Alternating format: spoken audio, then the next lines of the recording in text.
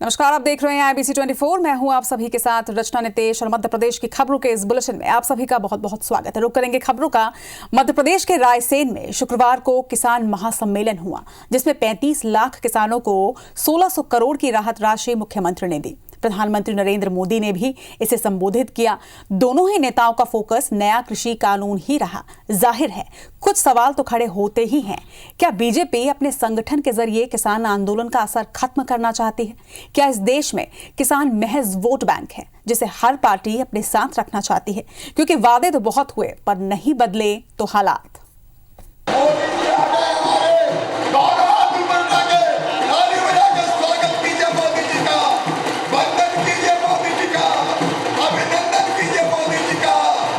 कुछ इस तरह करीब 1 मिनट तक तालियां बजाकर मध्य प्रदेश के किसानों ने प्रधानमंत्री नरेंद्र मोदी का स्वागत किया।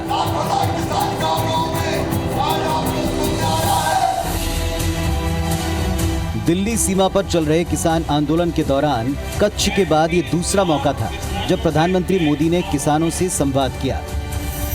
मौका था शिवराज सरकार का 35 लाख किसानों को 1600 करोड़ रुपए की पहली किश्त देने का।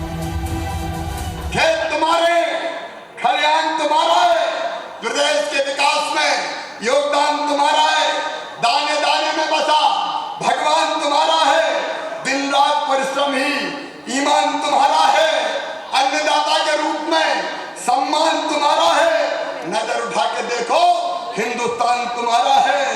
मोदी जी का संकल्प कल्याण तुम्हारा है और हर समय हर घड़ी साथ खड़ा देखो, ये शिवराज सिंह चौहान तुम्हारा है।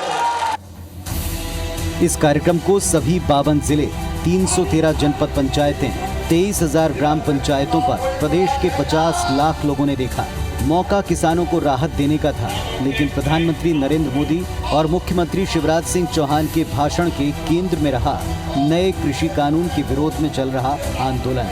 दोनों नेताओं ने न सिर्फ कृषि कानून की खूबियां बताई, बल्कि विपक्ष को घेरने का कोई मौका नहीं छोड़ा।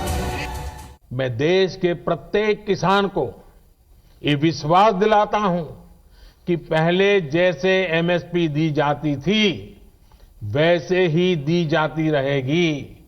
एमएसपी न बंद होगी न समाप्त होगी। जो लोग किसानों को न एमएसपी दे सके, न एमएसपी पर ढंग से खरीद सके, वो एमएसपी पर किसानों को गुमराह कर रहे हैं।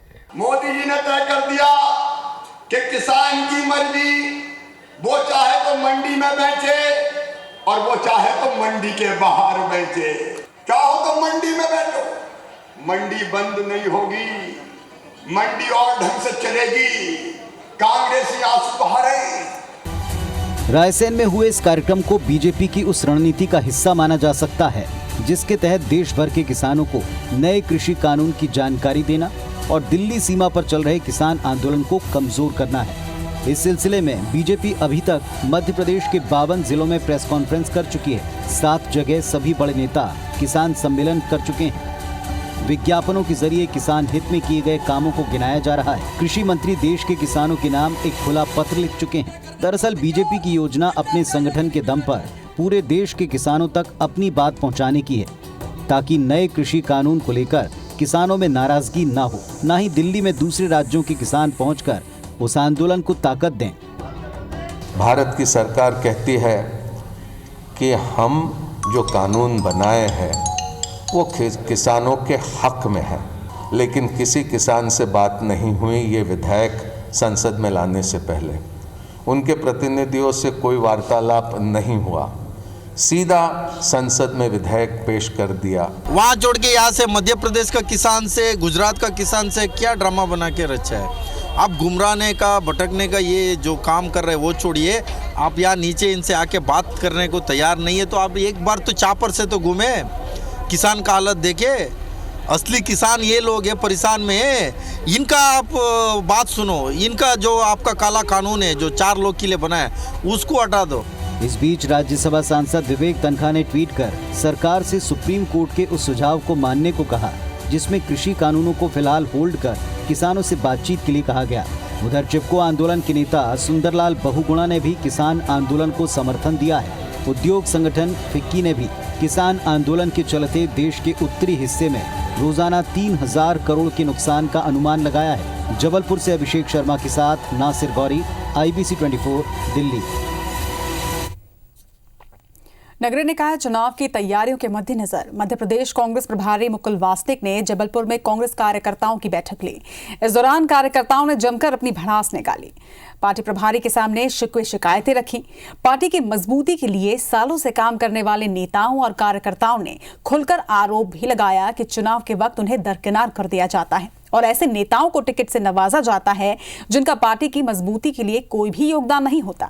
वासनिक ने सभी कार्यकर्ताओं को गौर से सुना और इस बार स्थानीय स्तर पर ही पार्षद और महापौर के टिकट वितरण की जानकारी दी और तब जाकर नाराज कार्यकर्ताओं का गुस्सा शांत हुआ।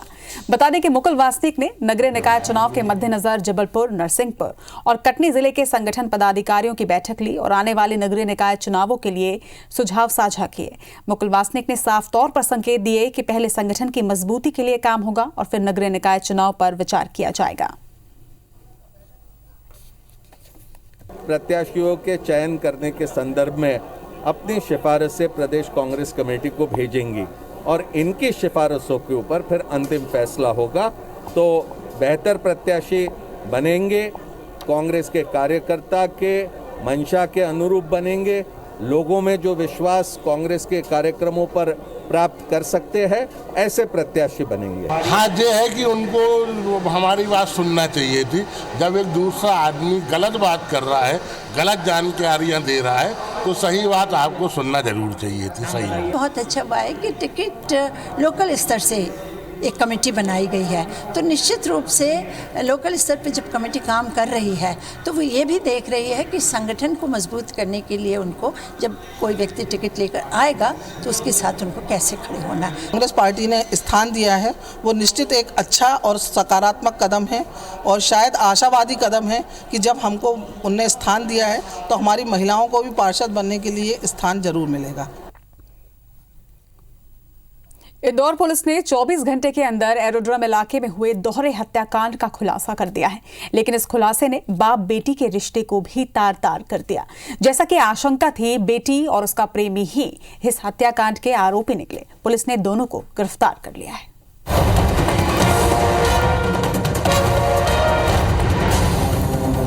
तस्वीर इंदौर के एरोड्रम इलाके की है, जहां गुरुवार सुबह SAF जवान ज्योति प्रसाद शर्मा और उनकी पत्नी नीलम शर्मा की हत्या की खबर से सनसनी फैल गई। जैसा कि आशंका जताई जा रही थी कि इस वारदात में मृतक की नाबालिग बेटी का ही हाथ है।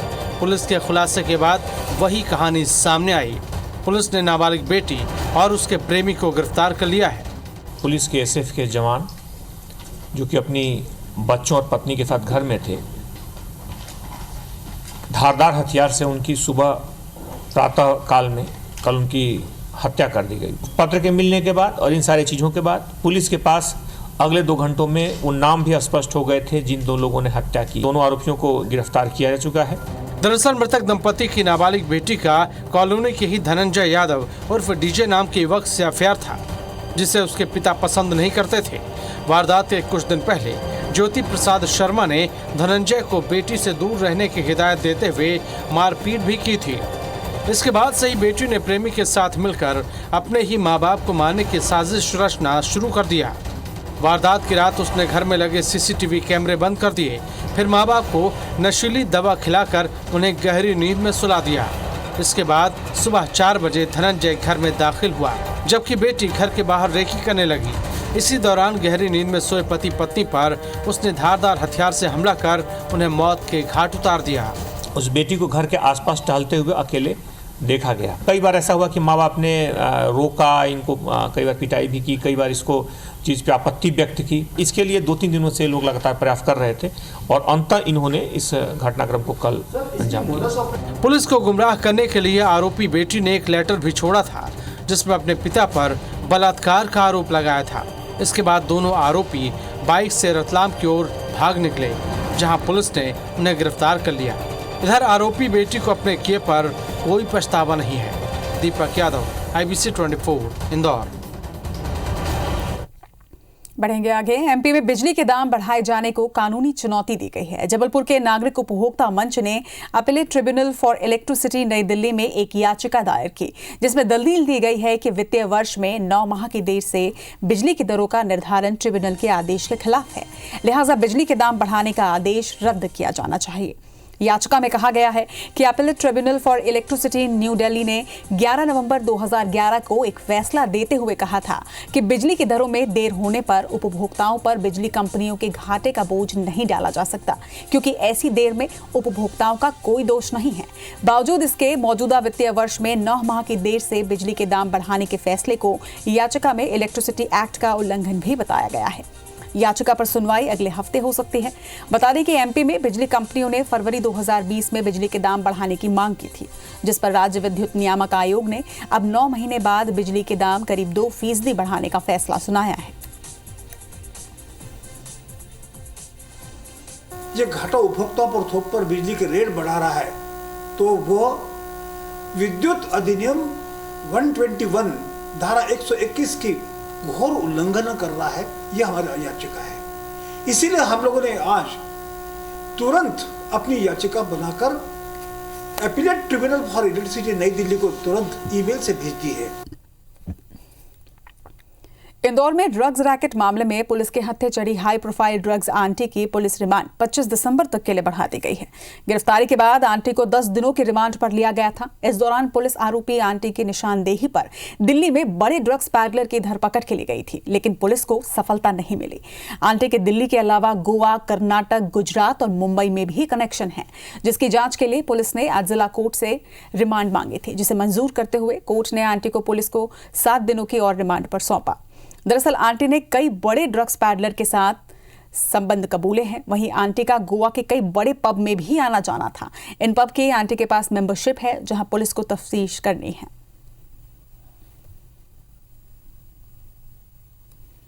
जो वो आरोपी जो जानकारी देता है, उसके आधार पर ही सारा केस निर्धारित होता है। और इसमें कुछ नाइजीरियन के नाम आए हैं, कुछ भोपाल के लोग हैं, कुछ कर्नाटक के हैं, कुछ बम्बई के हैं। तो उन लोगों की जैसे जैसे लिंक मिलती जा रही है, पुलिस अपनी कार्रवाई करती जा रही है। और जहाँ पे जाने का समय लगता है, लोगों को ढूंढना पड़ता है, उसमें जो समय लगता है उसके लिए पीआर लिया जा रहा है। और अतिशीघ्र ही आपको इसके बारे में जानकारी मिल जाएगी। इंदौर के पलासिया इलाके में दर्दनाक सड़क हादसे की तस्वीरें सामने आई, जहां सड़क पर हुए मामूली विवाद में एक युवक की जान चली गई। गुरुवार को पलासिया इलाके के हातिम तिराहे पर आर्किटेक्ट सिद्धार्थ सोनी की डंपर की चपेट में आने से मौत हुई थी, लेकिन इस हादसे के सीसीटीवी फुटेज सामने आने पर पता चला कि सड़क पर हुए मामूली से विवाद की वजह से सिद्धार्थ हादसे का शिकार हुआ। दरअसल तिराहे पर से गुजरते वक्त सिद्धार्थ की कार की एक्टिवा चालक विकास यादव से मामूली सी टक्कर हो गई थी। इस पर विकास यादव ने सिद्धार्थ से विवाद शुरू कर दिया। वहीं नौबत मारपीट तक पहुंच गई। इसी बीच पीछे से आ रहे नगर निगम के डंपर के पिछले पहिए की तरफ धक्का देने की वजह से सिद्धार्थ इसकी चपेट में आ गया और उसने मौके पर ही दम तोड़ दिया। हालांकि घटना के बाद विकास ने मौके से भागने की कोशिश की थी, लेकिन पुलिस ने उसे गिरफ्तार कर लिया। वहीं डंपर चालक को भी हिरासत में ले लिया गया है। पुलिस ने विकास के खिलाफ गैर इरादतन हत्या का मामला दर्ज किया है। मृतक सिद्धार्थ स्मार्ट सिटी प्रोजेक्ट में आर्किटेक्ट था।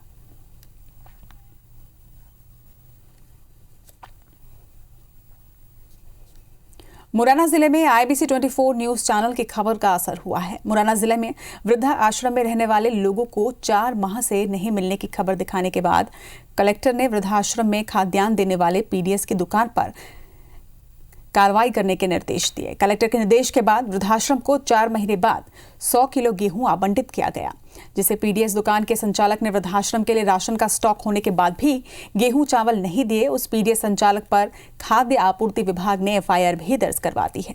IBC 24 ने आपको दिखाया था कि किस तरह वृद्धाश्रमों का राशन 4 महीने से बंद कर दिया गया था। वृद्धाश्रम में रहने वाले लोग समाज सेवी संगठनों और आसपास के लोगों से मांग कर खाने की व्यवस्था कर रहे थे, जिसके बाद मुरैना से लेकर भोपाल तक हड़कंप मचा और खबर दिखाए जाने के बाद प्रशासन हरकत में आया।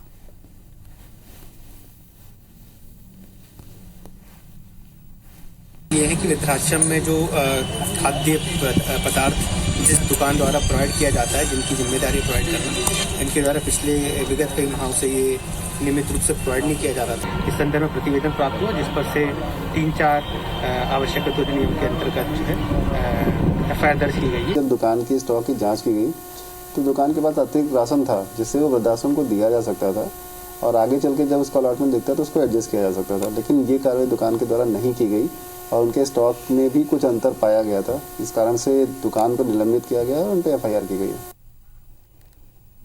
और अब बात महाकाल मंदिर की। महाकाल मंदिर के विस्तारीकरण को लेकर मंदिर परिसर और आसपास चल रही खुदाई में 1000 साल पुराना मंदिर निकला है। दरअसल स्मार्ट सिटी के तहत उज्जैन के दूसरे शहरी क्षेत्रों के साथ साथ महाकाल मंदिर का भी विस्तारीकरण किया जा रहा है। वहीं पिछले दिनों में सुप्रीम कोर्ट ने भी आदेश दिया था कि महाकाल मंदिर से 500 मीटर के दायरे में आने वाले क्षेत्र से अतिक्रमण हटाया जाए ताकि मंदिर परिसर अपने मूल स्वरूप में रहे। कई दिनों से चल रही खुदाई में पुराने शिलालेख मिले जिसे मंदिर के पुरोहित प्राचीन दीवार बता रहे थे, लेकिन मंदिर प्रशासन ने मामले को गंभीरता से लेते हुए चल रही खुदाई को रुकवा दिया। सूचना पर पुरातत्व विभाग के अधिकारी मौके पर पहुंचे और शिलालेखों की पड़ताल की गई, जिसमें सामने आया कि ये कोई शिलालेख नहीं बल्कि 11वीं शताब्दी का एक पुराना मंदिर है, जिसे अगर सावधानी पूर्वक खोदा जाए तो महाकाल मंदिर का पुराना स्वरूप सामने आ सकता है, जो 11वीं शताब्दी में हुआ करता था। वहीं पुरातत्व विभाग की टीम का ये भी कहना है कि इस मंदिर का निर्माण 11वीं शताब्दी में परमार वंश की ओर से कराया गया था, क्योंकि इसकी जो लिपि है वो परमार वंश के समकालीन है।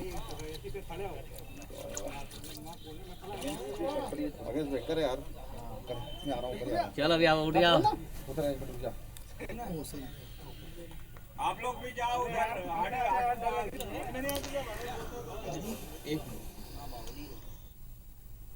बुंदेलखंड की अयोध्या कही जाने वाली ओरछा नगरी में राम विवाह की तैयारियां चल रही हैं। विवाह पंचमी को लेकर ओरछा नगरी को दुल्हन की तरह सजाया गया है। दरअसल विवाह पंचमी पर भगवान राम मंदिर के बाहर निकलकर अपने भक्तों को दर्शन देते हैं और दूल्हा भी बनते हैं। पूरा वैवाहिक कार्यक्रम बुंदेली रीति रिवाज से किया जाता है। भगवान राम को आज तेल चढ़ाया गया, वहीं कल मंडप किया जाएगा और कल शाम को आरती के बाद भगवान राम अपने भाई लक्ष्मण के साथ पालकी में विराजमान होकर नगर भ्रमण कर जानकी जी मंदिर पहुंचेंगे, जहां उनका बुंदेली रीति रिवाज के अनुसार टीका और पानी ग्रहण संस्कार करवाया जाएगा। इस कार्यक्रम में लगभग 40 से 50 हजार लोगों के आने की संभावना है। कोविड के चलते प्रशासन ने इसकी जोर शोर से तैयारियां की है।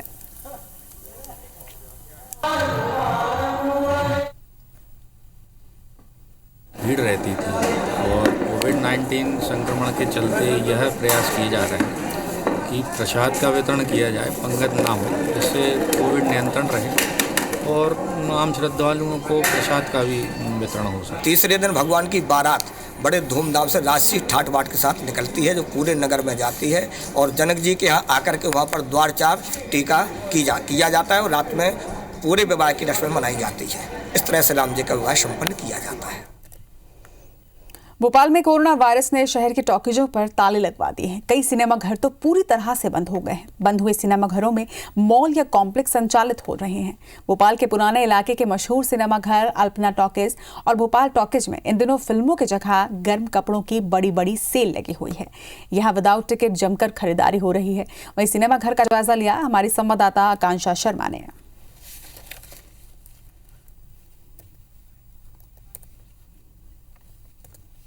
अब वो ज़माने चले गए जब सिनेमा घरों में सिर्फ पिक्चरें लगा करती थी। अब जो मैं आपको सिनेमा घर दिखाने जा रही हूँ उनमें पिक्चरें नहीं बल्कि सर्दियों के गर्म कपड़े लगने शुरू हो गए हैं। मैं इस समय राजधानी के अल्पना टॉकीज़ के सामने खड़ी हूँ और यहाँ आप देख सकते हैं कि इस सिनेमा घर में गर्म कपड़ों की जो सेल है वो शुरू हो चुकी है लगने की। ये एक जगह बनाई गई है, ऐसे मूवी थिएटर्स चुने गए हैं जहाँ पर अच्छा खासा स्पेस है और इन लोगों को ये जगह दी गई है ताकि ये लोग अपने गर्म कपड़े लगा सकें। इससे पहले कहाँ दुकान लगाया करते थे भैया? इस्तीमे में। तो अब आपको यहाँ लगाने की इजाज़त दी गई है? हाँ, इजाज़त दी गई है, कुछ रेंट देके देना पड़ रहा है। तो थोड़ा बहुत फ़ायदा हो रहा है या फिर कोरोना काल के कारण लोग नहीं आ रहे हैं, क्या सीन है? फ़ायदा तो हो रहा है लेकिन उतना नहीं हो पा रहा जितना होना चाहिए था। जो मतलब जिस तरीके से माल निकलता था, जो गरीब तबके के लोग थे जो आराम से ले जा लेते थे, 100 रुपये में भी जर्किन मिल जाती थी, अब वैसा माल आ नहीं रहा। कोरोना की वजह से दिल्ली में हड़ताल वगैरह चल रही है तो माल नहीं आ पा रहा, उसकी वजह से थोड़ा सा महंगा भी चल रहा है। वो रिस्पॉन्स नहीं मिल रहा जो रिस्पॉन्स वहाँ मिलता था। तो काफ़ी परेशानी हो रही है इसमें। देखिए, हालांकि लोगों को दुकान लगाने की जगह तो मिली है, लेकिन काफ़ी अच्छी खासी परेशानी हो रही है। यहाँ पर तकरीबन बहुत सारी दुकानें लगाई गई हैं इस सिनेमा घर के अंदर, और अच्छी बात यह है कि हर दुकान जो है वो एक सोशल डिस्टेंसिंग को ध्यान में रखते हुए लगाई गई है, और दुकानों के बाहर बोर्ड भी लगाए गए हैं कि अगर आपने मास्क नहीं पहना है तो आप दुकान के पे सामान नहीं ले सकते हैं। तो अब वो जो समय था वो चला गया जब सिनेमा घरों में सिर्फ पिक्चरें लगती थी। राजधानी में ऐसे बहुत सारे सिनेमा घर हैं जहां पर पिक्चरें नहीं बल्कि कपड़ों की सेल लग रही है, और जो सिनेमा घर है उनको दूसरे कामों में भी प्रयोग किया जा रहा है। ये एक अलग अंदाज है राजधानी का, और राजधानी इसी अपने अलग अंदाज के लिए हमेशा फेमस भी रहती है। कैमरामैन विनीत के साथ आकांक्षा शर्मा, IBC 24 भोपाल। इसी के साथ इस बुलेटिन में फिलहाल इतना ही। खबरों के लिए आप देखते रहिए IBC 24। नमस्कार।